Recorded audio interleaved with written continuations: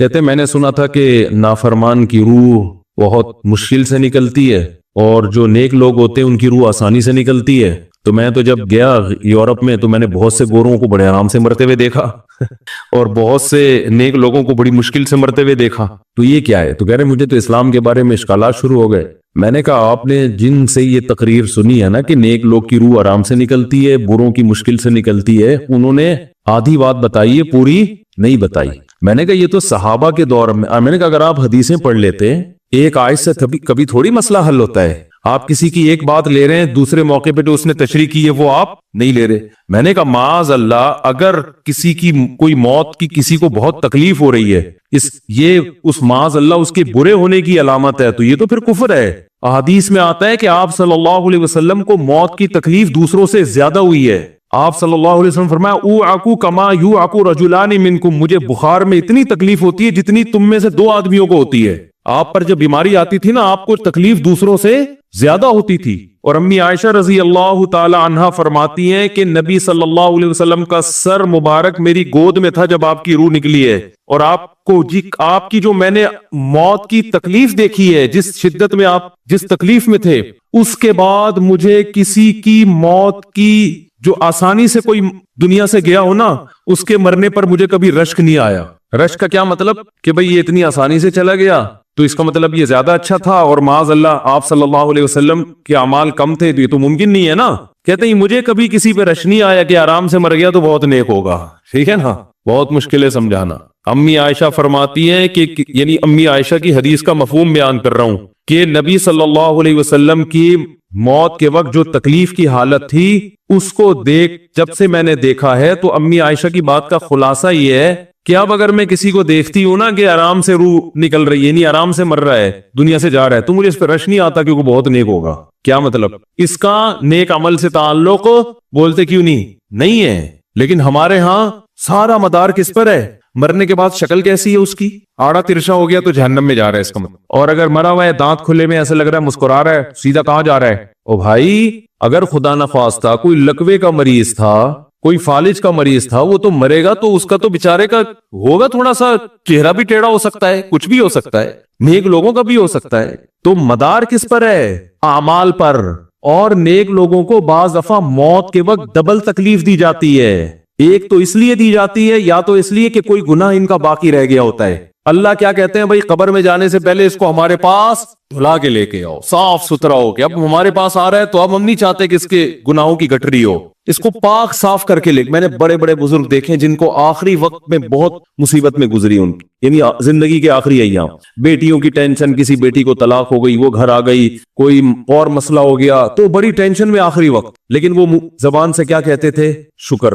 کیا شاید اللہ تعالی ہمارے گناہوں کو معاف کرنا چاہتا. اولاد کی حدیث میں آتا ہے کہ انسان کو اس کی گھر والی کی طرف سے، اس کی اولاد کی طرف سے، اس کے جسم کی طرف سے تکلیفیں پہنچتی رہتی ہیں اور اس کے گناہ معاف ہوتے رہتے ہیں حتی لقی اللہ طاہرا مطہرا، جب اللہ کے پاس آتا ہے نیٹ کلین، بالکل گناہوں سے پاک صاف ہو گیا. لیکن یہ تکلیف ہوتی جس میں صبر کی توفیق بھی ملتی ہے، کیونکہ اللہ دے رہا ہے نا تکلیف، اور اللہ سزا کے طور پہ نہیں بلکہ کفارے کے طور پہ، تاکہ ہمارے پاس آئے تو صاف ستھرا ہو گئے. تو اس تکلیف میں پھر صبر کی توفیق، اس لیے علماء کہتے ہیں جس تکلیف میں صبر کی توفیق مل رہی ہے سمجھ لو یہ رحمت ہے. یہ کیا ہے؟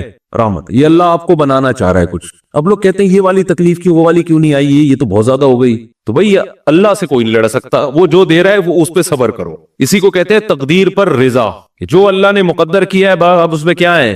کوشش کریں گے اللہ سے عافیت مانگے، اے اللہ ہمیں تکلیفیں نہیں چاہیے، ہم تو ویسے ہی کمزور ہیں، ایسا نہ ہو تکلیف میں اور ہی نافرمانی پہ نہ آ جائے، ہمیں تو خوشیوں بھری زندگی چاہیے، اور اللہ ان خوشیوں میں شکر کی توفیق دے کے گناہ معاف کر دے. ٹھیک ہے نا؟ جیسے لوگ حکیم کے پاس جاتے ہیں، حکیم صاحب کے پاس دو طریقے ہوتے ہیں علاج کے. ایک طریقہ تو یہ کہ بھائی یہ کڑوی گولی ہے، 2-3 کھاؤ گے فٹ فاٹ ہو جاؤ گے، اس میں یہ بھی پرہیز، یہ بھی پرہیز، یہ بھی پرہیز. اور ایک طریقہ ہوتا ہے بھائی دودھ جلیبی کھاؤ، علاج لمبا ہو جائے گا لیکن وہ دوا میں کیا ہے؟ دودھ جلیبی. تو آپ کہتے ہو بھائی یہ دودھ جلیبی والا مجھے دے دو، ٹھیک ہے لمبا علاج کروا لوں گا، فائدہ دیر سے ہوگا، لیکن میں یہ کریلے کا جوس نہیں پی سکتا. تو ہم نالائق لوگ ہیں. شکر سے بھی انسان کے ترقی ہوتی ہے, تو اللہ سے یہ مانگنا چاہیے اللہ ہمیں نعمتیں دے, تکلیفوں سے بچا اور شکر کی توفیق دے تاکہ ہمارے درجات بلند ہو. تو شکر کے بھی تو بڑے فضائل ہیں نا. تو مانگنے تو کیونکہ عبدیت اور غلامی کا تقاضا یہ ہے کہ اللہ سے عافیت مانگی جائے, لیکن اللہ تکلیف دے دے تو اس پہ صبر. تو ہمارے نبی صلی اللہ علیہ وسلم کو ہاں یا تو اس لیے تکلیف ہوتی ہے گناہ معاف, یا اس لیے کہ درجات بلند. اللہ چاہتا ہے کہ بھئی یہ دنیا آزمائش کی جگہ ہے, جب آخرت میں آنا تو اتنا تجھے نوازوں. تو ہمارے نبی صلی اللہ علیہ وسلم جنت میں آخرت میں سب سے اعلیٰ مقام کس کا ہوگا؟ سید الانبیاء محمد صلی اللہ علیہ وسلم, حضرت آدم سے بھی زیادہ, نوح علیہ السلام سے بھی زیادہ. تو اللہ نے فرمایا کہ آپ کو پروٹوکول دینے کے لیے آخری جو اب آپ کا آخرت کا سفر ہے نا, اس میں مادی تکلیف آپ کو دوسروں سے زیادہ دی جائے گی. یہی وجہ ہے کہ حضرت فاطمہ رضی اللہ تعالی عنہا آپ کی چہیتی بیٹی, جب انہوں نے آپ صلی اللہ علیہ وسلم کی اس تکلیف کو دیکھا نا, جو موت کے وقت تکلیف تھی اور جو بخار کی شدت تھی, واہ کرب ابتا, فرماتی تھی ہائے میرے والد کا کرب. بہت زیادہ غمزدہ ہو گئی ان کو دیکھ کر کس قدر تکلیف میں ہے. تو آپ صلی اللہ علیہ وسلم نے فرمایا لا کرب علی ابیک بعد اليوم. کیسے تسلی کے جملے. اپنی بیٹی سے فرمایا ہے فاطمہ تیرے باپ پر آج کے بعد کوئی تکلیف, بولو لا کرب علی ابیک بعد اليوم. اس میں بھی آپ صبر کا پہلو تلاش کر رہے ہیں, شکر کا. بس یہ اللہ کی طرف سے آخری ہے. آج کے بعد اے میری بیٹی تیرے باپ پر کوئی تکلیف نہیں. اپنی بیٹی کو بھی تسلی دے رہے ہیں کہ غم ہلکا کر, بس یہ اللہ کی طرف سے آخری ہے, آج کے بعد کوئی تکلیف نہیں ہوگی. تو ہمارے ہاں وہ بیچارہ تکلیف سے جا رہا ہے, تو یار دیکھا آ گیا نا سامنے, لیکن یہ دیکھا ہم تو کہتے تھے بندہ ہی 2 نمبر ہے, اب آ گیا نا. تو دیکھو کیسے مر رہا ہے. اور پیغمبروں کو تکلیف تو دی جاتی ہے, لیکن کوئی ایسا عیب نہیں ہوتا, ایسی بیماری نہیں ہوتی جو لوگوں میں معیوب سمجھی جاتی ہے. یہ نہیں ہوتا, کیونکہ پیغمبر اللہ کے قاصد ہیں, تو اللہ ان کو ہر لحاظ سے امت کو یہ بتانا چاہتے ہیں یہ میرے رسول ہیں, یہ میرے سفیر ہیں. تو کوئی بھی ایسی چیز جس کی وجہ سے لوگوں کو ان سے نفرت ہو, یا طبعی نفرت جو انسان کے اختیار میں نہیں ہوتی, تو اللہ ایسی بیماری اور ایسی تکلیف سے بچاتے ہیں ان کو. سمجھ میں آ رہی ہے بات. لیکن امتی کو ایسی تکلیف ہو سکتی ہے. یہ جو ختم نبوت کے علماء کہتے ہیں نا مرزا غلام احمد بیت الخلا میں گر کے مر گیا, تو بعض لوگ کہتے ہیں وہ تو بیت الخلا میں تو فلاں بزرگ کا بھی انتقال ہوا تھا, فلاں کا بھی بزرگ کا ہو سکتا ہے, پیغمبر کا بیت الخلا میں انتقال بولو نہیں ہو سکتا, کیونکہ پیغمبر کو اللہ ایسے عیب سے بچاتے ہیں جو انسانوں میں عیب سمجھے جاتے ہیں. تو پیغمبر کو ایسی بیماری نہیں ہوتی, جیسے اچھوت کی بیماری ہے کہ کوئی ہاتھ نہیں لگا سکتا اس کو, ایسی بیماری پیغمبروں کو نہیں ہوتی. کوڑ کی بیماری پیغمبروں کو نہیں ہوتی, کیونکہ ایسی بیماری جس سے لوگ گھن کھاتے ہیں, ایسی نہیں. لیکن امتی کو ہو سکتی ہے, امتی کو ایسی بیماری ہو سکتی ہے, اللہ اس کے درجات کیا کرے گا؟ بلند کرے گا اس سے. مجھے ایک واقعہ کسی نے سنایا کہ ایک ہندو تھا, اس کو کوڑ کی بیماری تھی. کوڑ نہیں ہوتا گوشت گلنا شروع ہو جاتا ہے, تو یہ بیماری پھیلتی ہے. تو اس کے رشتہ داروں نے بالکل الگ کر دیا اس کو, وہیں سے کھانا پھینکتے ایسے کر کے. کہیں تبلیغی جماعت گئی, ان کو پتا چلا, وہ بیٹھ گئے اس کے پاس جا کے, اس کو کھلا بھی رہے ہیں پلا بھی رہے ہیں. تو وہ بڑا متاثر ہوا, یار سب نے چھوڑ دیا اور مسلمان ہو گئے. تبلیغ والے تو اکرام کا کوئی موقع الحمدللہ چھوڑتے نہیں. تو وہ مسلمان ہو گیا اور پھر اس کا انتقال ہو گیا تھوڑے دنوں میں.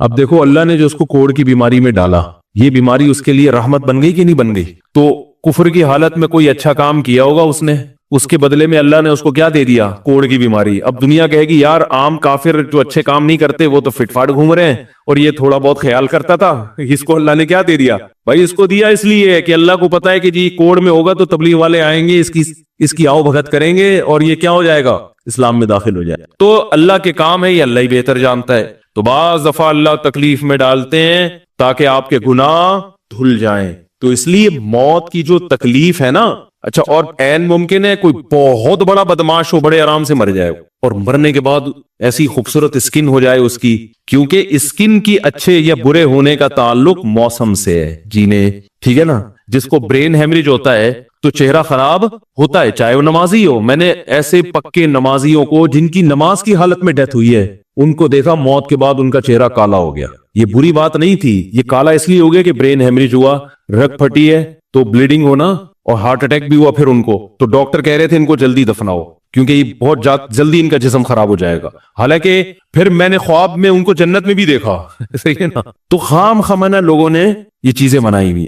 تبھی میت کو چھپانے کا حکم ہے, کیونکہ اکرام کرنا ہے نا, تو چہرہ مرنے کے بعد بگڑنا شروع ہوتا ہے. یہ ہر ایک کا ہوگا, چاہے نیک ہو چاہے برا. تبھی تو حکم ہے کہ اس کو جلدی دفن کرو, کیونکہ اس کی توہین ہے اب لوگوں کے سامنے رکھنا. اور ہمارے کیا ہو رہا ہے, باقاعدہ مردوں کے ساتھ سیلفیاں چل رہی ہیں, ناک میں روئیاں ٹھوسی ہوئی ہیں, اور ویڈیو بن رہی ہے اور زیارت ہو رہی ہے, لائن لگ لگ کے پبلک دیکھ کے جا رہی ہے. کیا جاہلانہ رسم ہے یار, کیا جاہلانہ.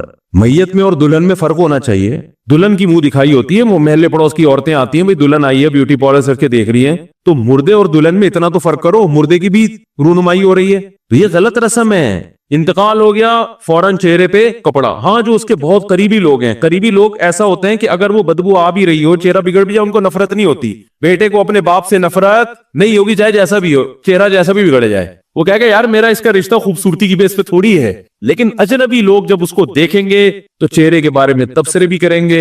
اور ایک صاحب کا انتقال ہوا, میں نے کہا جلدی دفناؤ, چہرہ نہ دکھاؤ. تو انہوں نے کہا لوگ کہیں گے یار لگتا ہے کوئی چہرہ بگڑ گیا اس لیے چھپا رہے ہیں. میں نے کہا اب تو اور چھپانا چاہیے, اس لیے کہ جس کا بگڑ جائے اس کو تو چھپائیں گے تو پھر لوگ یقیناً کہیں گے بگڑا ہوا چہرہ ہے. تو اس رسم ہی کو ختم کر دینا چاہیے. انتقال ہوا فوراً چہرے پہ کپڑا. ہاں بیوی دیکھ سکتی ہے اپنے شوہر کو, یا بیٹے ہیں, یا اس طرح جو بھائی بہن ہیں قریبی وہ دیکھ لیں, باقی پبلک سے چھپا کے اس کو فوراً کیا کرو دفن. اب تو قبر میں جا کے بھی دکھا رہے ہوتے ہیں. یہ اجمیوں کی گندی رسم ہے, بری رسم ہے. گندی کا لفظ میں نے تھوڑا سا زیادہ سخت استعمال کیا, لیکن مجھے اس سے زیادہ ہلکا لگ نہیں رہا کوئی لفظ. عرب میں ایسا نہیں ہوتا. سعودی عرب میں جو ہے نا, عرب لوگ بہت سی چیزوں میں ابھی بھی اسلام کے بہت قریب ہیں, بڑے خاندان. ہم لوگ چونکہ ہندوؤں کے ساتھ زیادہ رہے ہیں نا انڈیا میں, تو بہت سی چیزیں ہم نے وہاں سے کیا لی ہیں جو مذہبی لوگوں میں بھی آئی ہیں. عرب میں یہ سسٹم نہیں ملے گا آپ. عرب میں جب تک زندہ ہے احترام, ادب, تمیز. انتقال ہو گیا فوراً سے پہلے دفنایا, قبر پہ تختی بھی نہیں لگاتے. وہ جب جائز ہے تختی لگانا, لیکن وہ بھی نہیں لگاتے. کہہ رہے اب اس کو تختیوں کی ضرورت نہیں ہے, اب دعاؤں کی ضرورت ہے. دعائیں ہوتی رہتی ہیں ابا کے لیے, اور صدقات و خیرات کرتے ہیں. تب ایسا صدقے کرتے ہیں عرب کہ آپ کی سوچ ہوگی. ایسی سخاوت ہے عربوں میں, اپنے ابا کے لیے اپنی اماں کے لیے دعائیں کرتے ہیں. وہ میں نے بتایا نا ایک واقعہ میں نے بہت پہلے سنایا تھا, جدہ میں کسی کے ہاں ٹھہرا ہوا تھا سعودی عرب میں, پاکستانی تھے. وہ کسی عرب کے ساتھ 30 سال سے ملازمت کر رہے تھے. عربوں کا نا آپ کو ایک پہلو دکھایا جاتا ہے میڈیا پہ, جو اچھا پہلو ہے وہ نہیں دکھایا جاتا, جو اسلام کی وجہ سے ان میں خوبی ہیں وہ نہیں دکھایا جاتا. تو ایک عرب شیخ تھا جس کی ہاں یہ ملازم. دوسرا عرب کا جو اصل کلچر آپ کو ملے گا گاؤں دیہاتوں میں, شہروں میں تو پتہ نہیں کون کون آگے آباد ہوا ہے, اس میں اچھے بھی ہیں برے بھی ہیں. کہہ رہے میں نے دیکھا کہ وہ ایک عرب شیخ اپنی فیکٹری سے نکلا, میں تو ایک بھیکاری آیا, اس نے اللہ کے نام پہ کچھ مانگا. اس کے پاس پتہ نہیں تنخواہ بانٹنے نکل رہا تھا کیا نکل رہا تھا, اس کے پاس بہت سارے پیسے تھے ریال, تو اس نے اس کو بھیکاری کو دے دیے.